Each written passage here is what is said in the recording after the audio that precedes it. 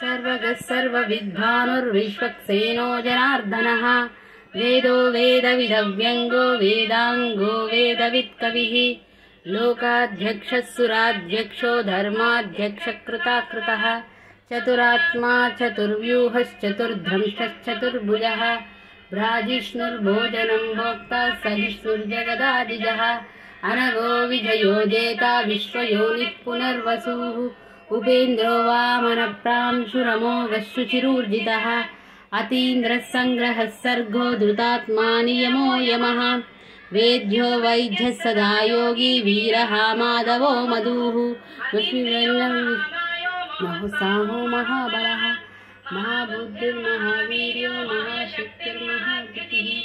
महीवेश्यवपुष्यमान् अनेयात्मा महाबुद्धिः महेश्वासो महीभक्तः श्रीनिवासः सताङ्गतिः अनिरुद्धः सुरानन्दो गोविन्दो गोविदाम्पतिः महीशब्दमनोहंसः सुवर्णो भुजवक्तमः हिरण्यनाभः सुतपः पद्मनाभः प्रजापतिः अमृत्यः सर्वदृक्सिंहः सन्धाता सन्धिमान् स्थिरः अजो धुर्यः शनशास्त्रा विशुदा